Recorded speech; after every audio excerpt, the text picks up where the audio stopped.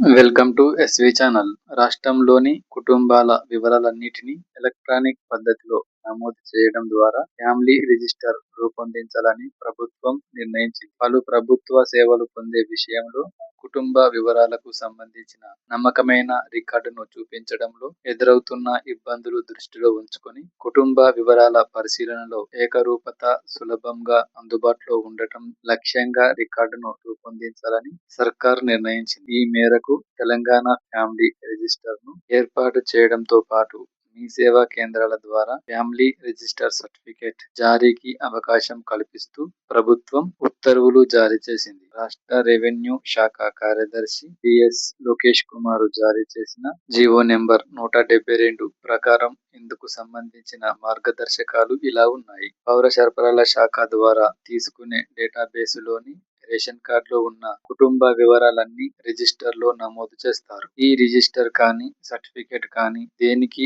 అధికృతం కాదు. కేవలం డేటాబేసులో ఆ కుటుంబ వివరాలను నమోదు చేసుకునేందుకు మాత్రమే ఉపయోగపడుతుంది. దీని ద్వారా ఎలాంటి హక్కులు దాఖలు పడవు, ఆస్తులపై ఎలాంటి టైటిల్ రాదు, చట్టపరమైన వారసత్వాన్ని ధృవీకరించదు, ప్రభుత్వ పథకాలలో లబ్ధికి ఉపయోగపడదు. నిర్దేశించిన ఫీజును చెల్లించడం ద్వారా మీ సేవా కేంద్రం లేదా ఆన్లైన్ పోర్టల్ లేదా మొబైల్ అప్లికేషన్లో కుటుంబ సభ్యుడు ఈ రిజిస్టర్ సర్టిఫికేట్ కోసం దరఖాస్తు చేసుకోవచ్చు. ఆ కుటుంబ వివరాలలో పేరున్న మేజర్ అయిన సభ్యుడు మాత్రమే దరఖాస్తు చేసుకోవాల్సి ఉంటుంది. దరఖాస్తు చేసుకున్న 2 పని దినాలలో సంబంధిత సర్టిఫికేట్ ను జారీ చేయాల్సి ఉంటుంది. రేషన్ కార్డులో నమోదై ఉన్న చిరునామా ఆధారంగా సదర్ తహసీల్దార్ ఈ రిజిస్టర్ సర్టిఫికేట్ ను జారీ చేస్తాడు. మీ సేవా కేంద్రం నుంచి తహసీల్దార్ లాగిన్ లోకి నేరుగా దరఖాస్తు వెళ్తుంది. రేషన్ కార్డులో నమోదై ఉన్న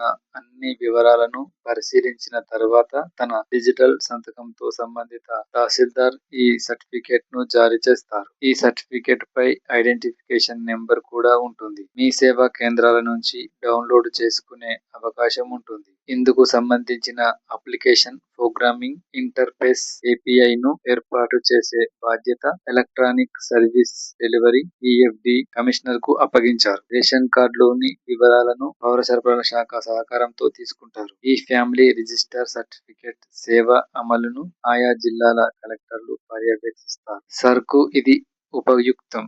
సర్ 2026 ప్రక్రియలో భాగంగా ఆగస్టు 3 వరకు ఎనుమరేషన్ ఫారాలను ఓటర్ల నుంచి స్వీకరించి ఆగస్టు 10వ తేదీన ముసాయిదా ఓటర్ల జాబితాను ప్రచురించనున్నారు. ముసాయిదా జాబితాలో పేర్లు వచ్చిన వారి వివరాలలో తేడాలు ఉంటే ఆగస్టు 10 నుంచి అక్టోబర్ 8వ తేదీ వరకు నోటీసులు జారీ చేసి ఎలక్టోరల్ రిజిస్ట్రేషన్ అధికారులు ఈఆర్ఓ విచారణకు పిలుస్తారు. విచారణకు హాజరైన వారు ఎన్నికల సంఘం నిర్దేశించిన 12 రకాల పత్రాలలో ఏదో ఒక పత్రాన్ని రుజువుగా సమర్పించాల్సి ఉంటుంది. అందులో 10వ పత్రంగా ఈ ఫ్యామిలీ రిజిస్టర్ సర్టిఫికేట్ కూడా ఉంది.